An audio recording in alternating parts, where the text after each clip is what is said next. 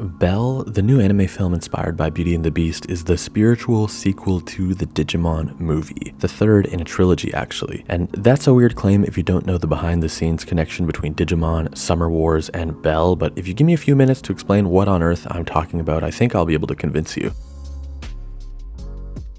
When I was little, Digimon the movie was one of my favorite movie experiences. Granted, I loved any movie based off the shows I liked, the Pokemon movie, Recess, School's Out, but the Digimon movie was the only one that stuck with me into my teen years and beyond, and a large part of that is because of the movie's middle section, this extremely unique short story about a group of kids across the country adventuring on the internet. I think in some ways it was laughed off as novel at the time, like when a pop song references a new technology and it immediately dates that song, but I think the middle section of the Digimon movie, which I'm going to be referring to as Our War Game from here on out, since that's the name of the original short film in Japan, I think it aged way more gracefully than anyone imagined. Even though you or I never stopped a US missile from landing in Odaiba, Japan, those early days of jumping onto dial-up internet and connecting with your friends on this weird cyberspace we didn't really understand, it felt like, well, an adventure as big as the Digimon movie. To me, Digimon is at its best when it's examining the relationship that kids of the 21st century have with technology, with imagination, the internet, and with each other through the internet. And by that ranking scale, I always thought Our War Game was the gold standard of the Digimon franchise. And I think Our War Game's director, Mamoru Hosoda, knew that as well, and knew he was onto something with Our War Game, which is why he essentially remade the film bigger and better, detached his story from the Digimon IP, and introduced original characters in 2009's Summer Wars. The film contained a somewhat similar premise to Digimon's Our War Game, in which a rogue artificial intelligence is running free online, and it's up to a small group of internet users to band together to battle and defeat the threat online before the AI can destroy humanity as we know it. Besides the lack of Digimon, though there are still fantastic monster designs in the form of characters' virtual avatars, the key difference between 2000's Our War Game and 2009's Summer Wars is that this time it's not just kids fighting the war online, the whole family logs on. Uncles, moms, grannies, toddlers. In the 9 real-world years between films, internet service providers, laptops, mobile phones really stepped up their game and brought the internet to people of all age groups. To quote Hosoda directly from this fantastic Kotaku interview, all the Summer Wars characters from young to old are getting online, and that's what made the story possible. Going on an adventure on the internet became reality. That's why I made the movie. So for the longest time, I looked at Our War Game and Summer Wars as these two time capsule check-ins of where the internet stood culturally in the year 2000 and then in the year 2009, respectively. In 2000, kids were logging on to check in on their Neopets and chat with friends over instant messenger. In 2009, those activities carried on, just on new platforms. But now, parents, uncles, grandparents, and kids younger than us were also hopping online and having adventures of their own. But more than a decade has passed since Hosoda's last check-in on the state of the internet and how we engage with it. I was craving an update from Hosoda, which is why I was absolutely ecstatic when I saw the first teaser trailer for Belle and realized Hosoda was attempting to deliver the third in a trilogy of digital adventure films.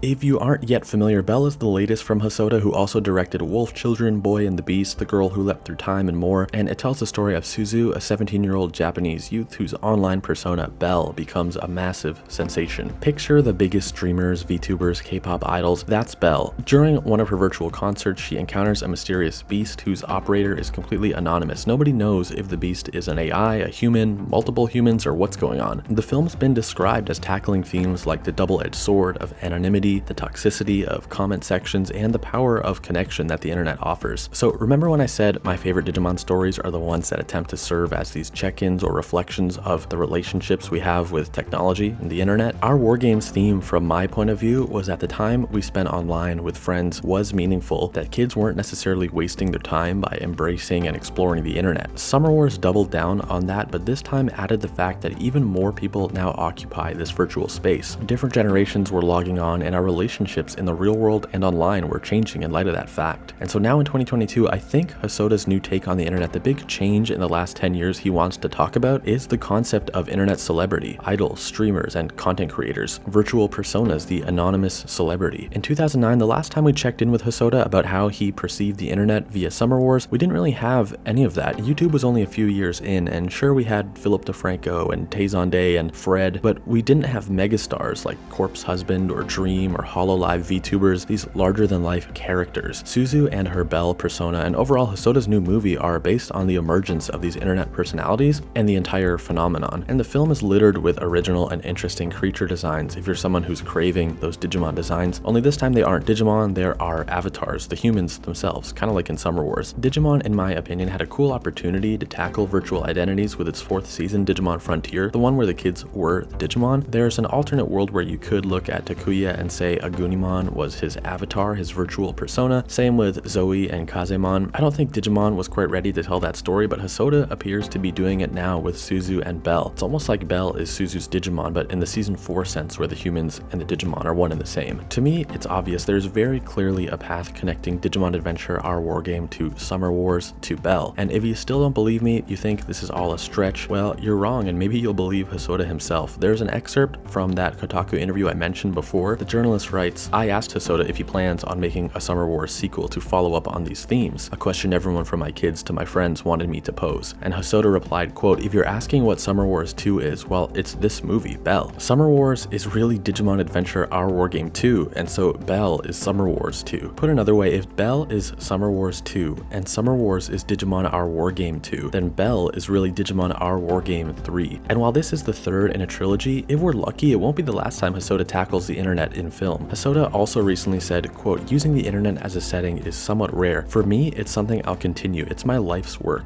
So Hosoda provided us a 2000s check-in, a 2010s check-in, and now a 2020s check-in on the state of the internet, courtesy of his films. With any luck, in the early 2030s, we'll all be watching Hosoda's newest feature film, exploring whatever the internet looks like at that point, with his team's signature stunning visuals and cool digital monster designs flying around, and I for one can't wait to see it.